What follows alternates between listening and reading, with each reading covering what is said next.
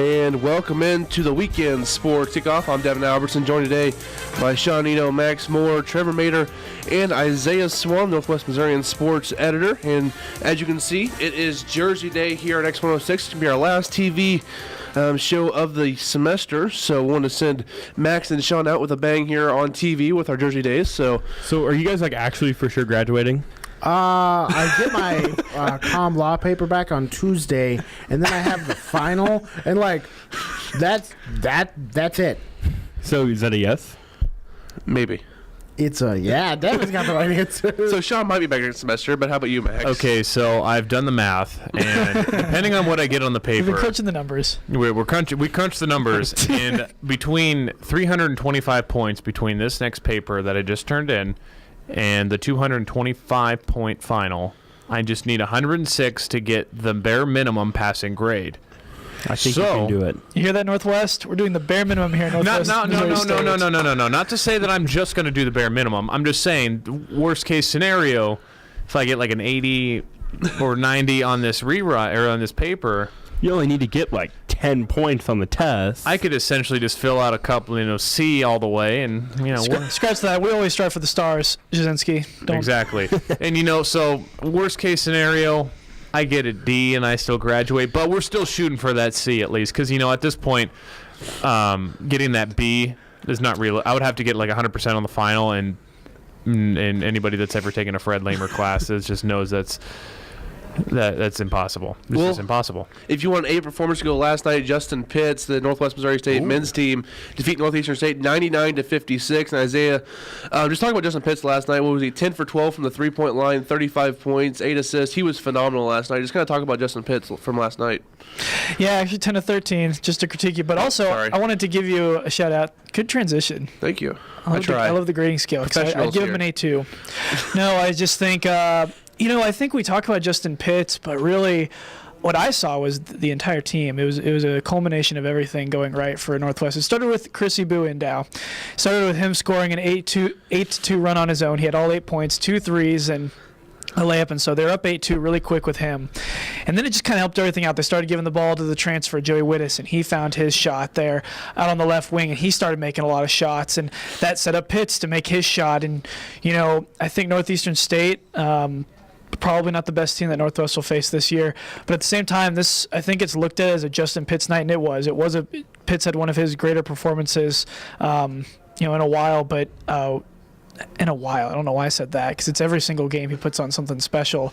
But it was everyone. It was everyone on the team that was really doing well, and I think that's the best part about this team, is that it starts with the defense, as Coach McCollum always likes to say, and I do agree with him. I think it started with their defense, and it's everyone. It's everyone pitching in and doing a little bit of everything. It's not just Justin Pitts. Yes, did have 30 points at the half. Yes, they were shooting 62% from 3 at the half, but it was everybody. Everybody was doing well. And Max, you called the game last night for X106. What did you see on the court? I know I kind of listened to this part of the broadcast, but what did you see out there with the Northwest basketball team?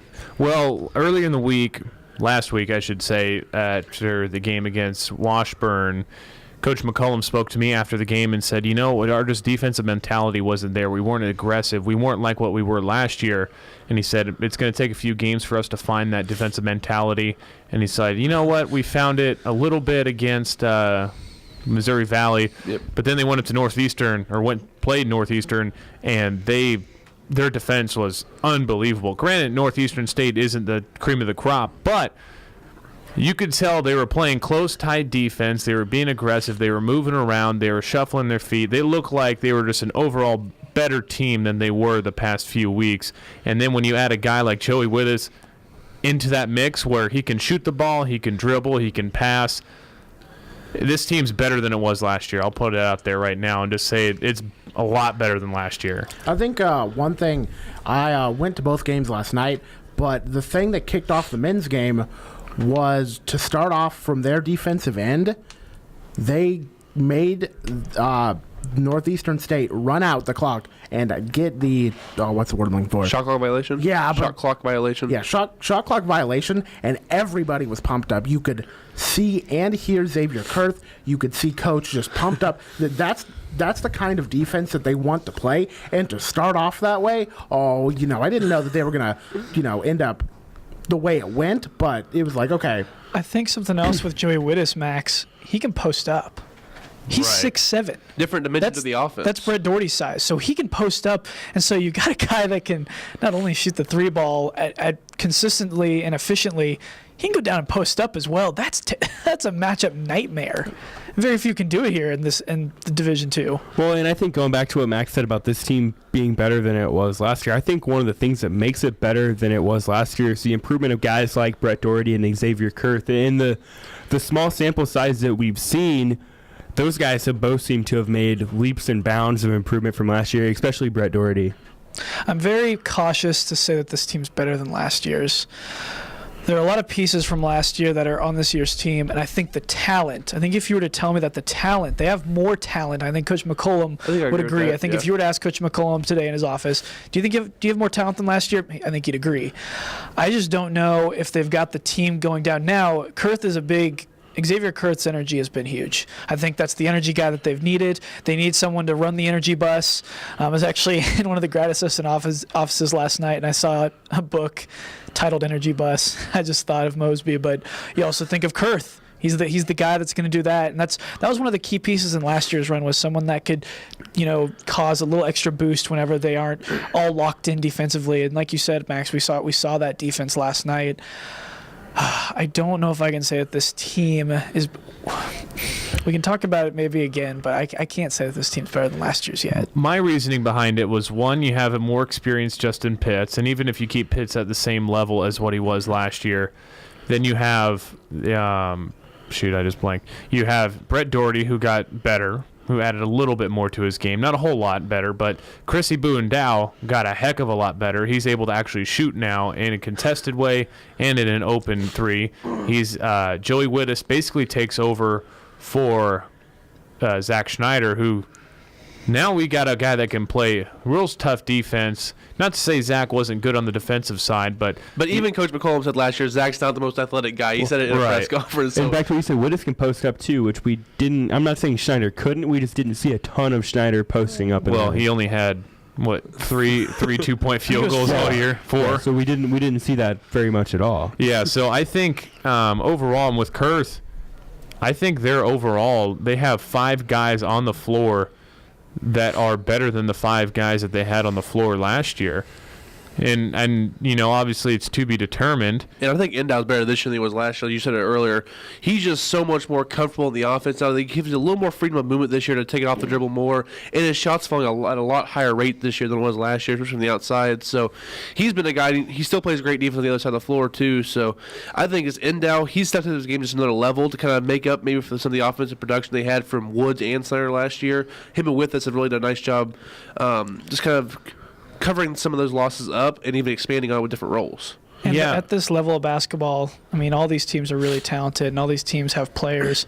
And so it's the little tiny things you got to really watch out for. One of the little tiny things, you saw it after the game. I saw your Twitter, Max. You saw Ryan Welty working on his three-point shot. He's got to work on it. Last 2 games, he's the three-point specialist. That's his game. That's what he's got to do. He was a 3 of 8 against Missouri Valley, and last night I think he was over 3 from 3. Yep. And so he needs to get better there. And then I also think about them being 8 deep last year. I think they're about 7 or 8 deep around there this year. Ryan Hawkins, another guy.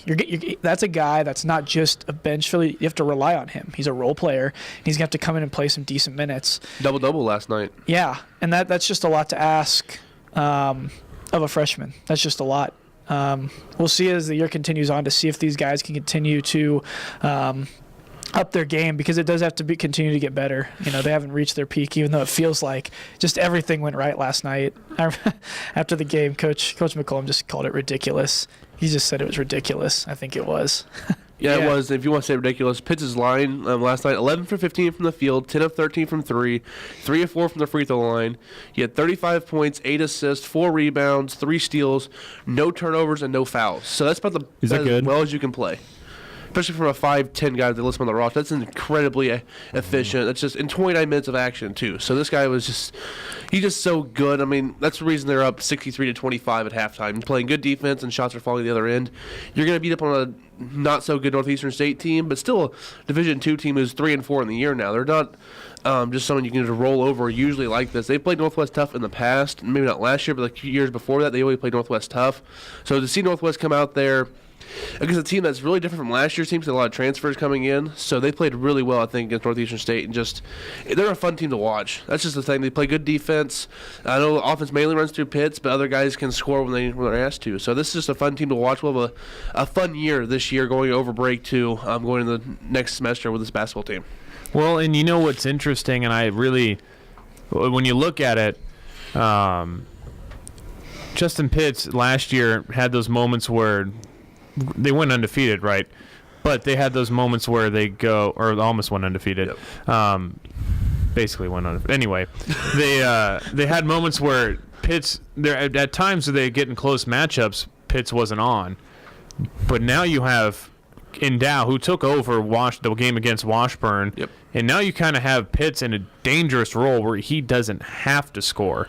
And that's where it's so big to see your best player not have to score, because sometimes we see it either in Division I college basketball or even in the pros, where if you have one superstar, one star guy, and you have to rely on him each night, then it's like, okay, well, we're kind of screwed, because if he's not on, then we're screwed. But with the emergence of Endow, with Wittes being such a strong presence now on the team, Doherty able to probably put up at least a few points here and there, Kurth being able to come in and score, you have more of a team there, I think, and at least on the scoring side. So look out for all that scoring to come out. And one thing I want to jump off with that, you said last year Pitts a little more. He only shot about 49%, which is still pretty good for a guard. This year he's shooting almost 60% from the field this year, so you can almost see that. And he's averaging 3.5 points more per game this year than he was last year. I know it's only through 7 games, but if you look at Justin Pitts, he's even more efficient this year than he was last year when he was the best player in Division II. And I think, as you said there, most of that is other guys around him stepping up a little more and taking a little less pressure off him. He doesn't have to score every time down, but he can just pick his spots now and just take what his defense gives him, and he's able to knock down 10 3-pointers in a game, which, by the way, is a Northwest record set by Welty last year and Snyder the year before that. So, I mean, whenever you're beating Zach Snyder in a 3-point record, you're doing pretty good from out there. Yeah, and you even if you watch the game, and I guess if you have access to to the tape or the rebroadcast, you'll see most of those 3-pointers, Pitts was either a catch and shoot, or he wasn't trying to force up any kind of real shots. He was catching the ball. He was getting open in space where maybe even last year you'd think, okay, Pitts has got to dribble and drive. He's got to come in and make all these plays happen. It just seemed like he was just catching and shooting, and not to compare everything in basketball to the Golden State Warriors, but they are the golden standard. And when you have Curry have so many players out there being able to feed him the ball, he can go out there and pick his shot. He doesn't have to force everything up like 3 years ago where he was the heart and soul of that team. Yep. Northeastern State was also having issues. I remember on one particular play, Dre Starzl, a bench guy, he gets the ball down there in the post, and they freaking bring a double team down to him, and the guy that brings the double team is Justin Pitts guy, and I'm like, what in the world are you possibly thinking, leaving the reigning Division II Player of the Year? He's already made 6 of his 7 3-point attempts, and you're telling me that you're going to go guard the backup post? Like, I was like, gosh, man, like, you just can't do that. Like, that was the only thing that I saw. They're shooting 46% from 3 and 52% from the field. That is unbelievable. I know that both of those are, one of those should be in the top 10 for 3-point, and then the other one will be in the top 15 in field goal percentage, but that's ridiculous, guys. I mean, the offense, I think, to your credit, Max, I think the offense is better than last year. I think the offense is better than last year. And like McCollum said, against Washburn, maybe the defense wasn't as good. We're going to get to see that defense here. Not this Sunday, but next Sunday when they play Lincoln Memorial, a top 5 team, and we'll really get to see what that defense really is like. They play Missouri Western, I think, next, and then Wednesday, yeah. No, they play UCO tomorrow. Yep, they play Central Western Oklahoma next Saturday. Yep. And then they got Lincoln Memorial coming up over break. Also have a game versus Simpson College on the 30th. They'll be here at Bearcat Arena as well. So a lot of good matchups. That Lincoln Memorial game will be a rematch of last year's semifinal matchup in the playoffs. Also, Justin Pitts milestone watch. He's at 2,099 points, almost to that 2,100 mark. So he's still moving up some leaderboards in the MIAA all-time scoring. I think he's 4th right now, about 300 points away from 3rd place. So he's moving up the leaderboard there. And speaking of leaderboards, we have some big golf news today. Close to the top, we have a leaderboard consisting of Jordan Spieth, Tiger Woods, Ricky Fowler, and Justin Thomas. But the big notable is Tiger Woods. He's 8 under. He has 5 under on the day. He's looking solid. Now, I will admit, I've kept telling everybody to hold off on the Tiger Woods' back talk, but boy, watching him swing that golf club and him being so good out there, it's fun to watch. This is vintage Tiger Woods we have here. And then I would love to see, if nothing else, a Jordan Spieth and Tiger Woods paired up with Tiger Woods in his Sunday red, those black golf pants, black shoes, and a black Tiger Woods hat going up against Jordan Spieth. Granted, it's the Hero Classic in the Bahamas, but nonetheless, I would be tuning in because I think that would be the highest-rated Hero World Challenge we have ever seen come late November, early December. Thank you, Isaiah, for coming on, talk some Northwest and some Tiger Woods with us as well. So thank you. As we get to play a quick song, we'll be back more with some college football picks here on X106.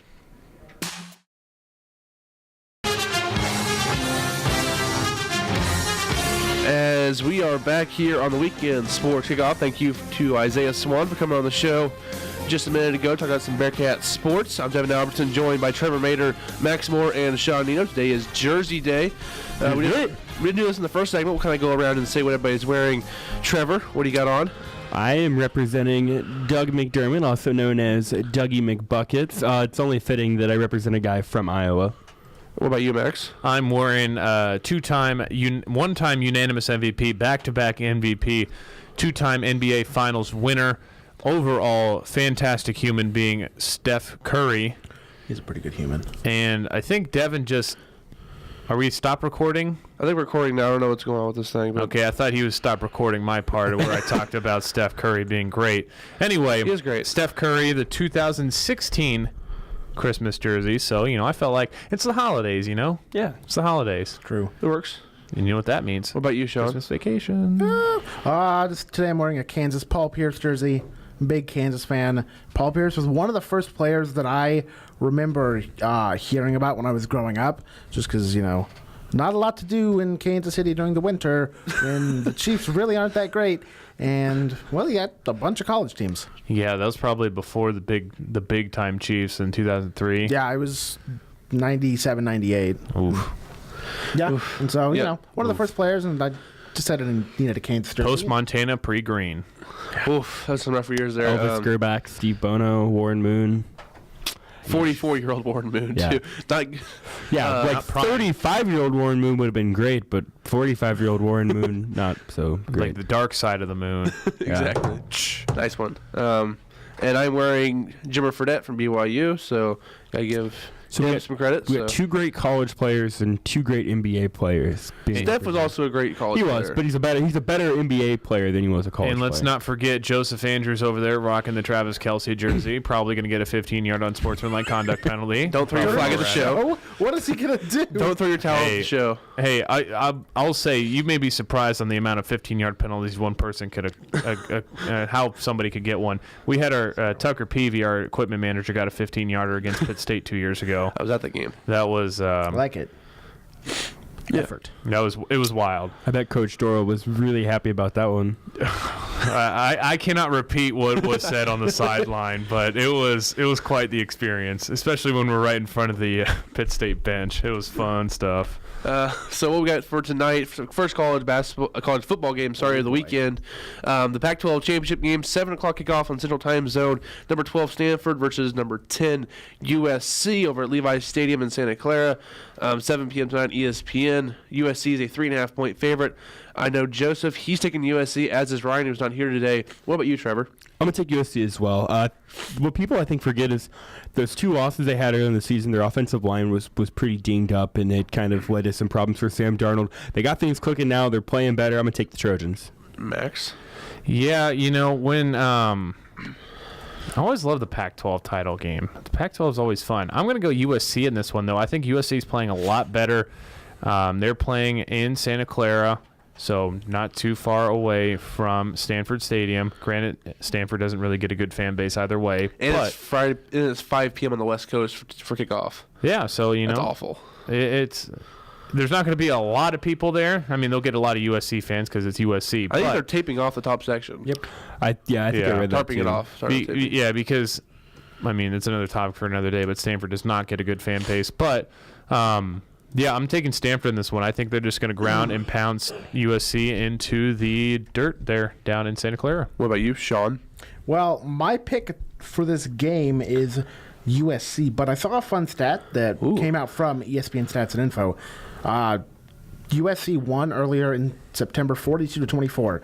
No team has beaten Stanford twice in a season since 1913 when the New Zealand All Blacks beat Stanford twice in 4 days in rugby. I was going to say, This was the first time during a stretch that Stanford's that their official team was rugby. But the football team hasn't lost to the same team twice in a year since 1913. We got to think, though, up until 2011, they didn't play a team twice in a year because there wasn't a conference championship game. It's a stat, Trevor. Come on. Yeah, back off, Trevor. Jeez. But I think USC is going to be able to take it tonight. Both of these teams weren't playing very well when they met the first time. USC's been up and down, and Stanford, I think, has been playing much better since when they first met. But I think this is going to be USC, and this isn't quite Pac-12 After Dark. Now, it may get dark enough to be Pac-12 After Dark, and the game may be of that style, but it's just not the same. Sean, it's 5 o'clock on the West Coast. The West Coast still gets dark at 5 o'clock, just like it does out here. Yeah, but it's not like super dark like 9 o'clock. It's a big difference. It's still going to get... It's not like I'll be falling asleep in the first quarter. That's what I love about the Pac-12 is it's after dark. It's the only thing that keeps me awake at 12:30 on a Saturday evening. Also, one thing to mention here is Stanford. 3 of the last 4. That's what makes me go to sleep. 3 of the last 4 games have been against ranked opponents. Lost at Washington State, beat Washington at home. Then they played Cal, who's unranked, beat them by 3. Then they beat Notre Dame last week by 18. So they're really battle tested the last 4 weeks. I think this will be another ranked matchup that I think they lose this one. Nothing that all that wear and tear is going to get to them here.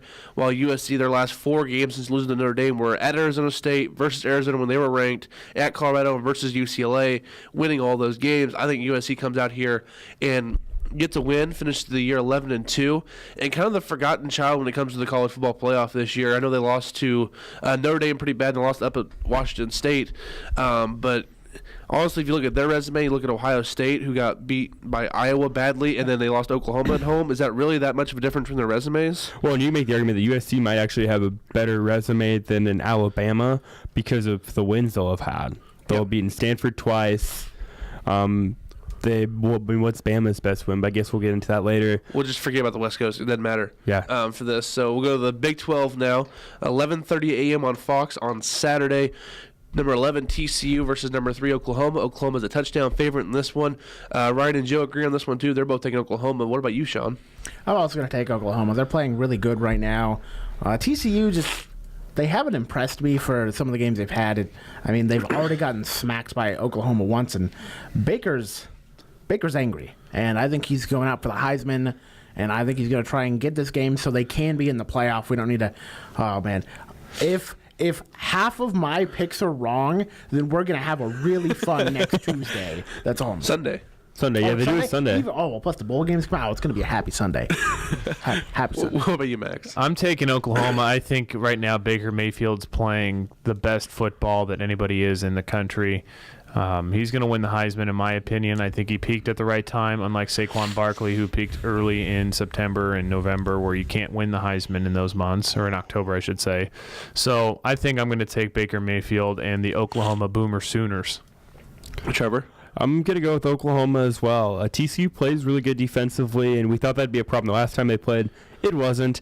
Baker Mayfield is going to have himself a day and solidify himself as the Heisman Trophy winner and get the Sooners in the playoffs. All right, so that's what we have for Max and Trevor. Bye, guys. Have fun with your endeavors. Before we go on break, this is our last TV episode. And I won't be here next week. So huge thanks to Joe and Caleb this semester for everything they've done, and we look forward to doing this again next semester. And Max and Sean are graduating. Like I said, I won't be here next week, so I won't get to work with you guys. So it's been fun this semester, and best of luck to you guys in your future endeavors. And I'm sure we'll stay in touch. Thank you very much. It's even been fun with Steeler fan Caleb over there. Yeah, Caleb, Joe, you guys do a fantastic job, even though Caleb kind of makes me angry at times, but that's all right. I make people angry too, so it's okay. So we thank everybody for tuning in. We'll be a radio only next week. We'll see you on finals week what we're going to have for there. But next week for sure, radio only. No Sean, no Trevor. We'll have a show for you guys no matter what here on the Weekend Sports Kickoff. Signing off on KNWT, Devin Albertson, Sean Nino, and Joe Andrews.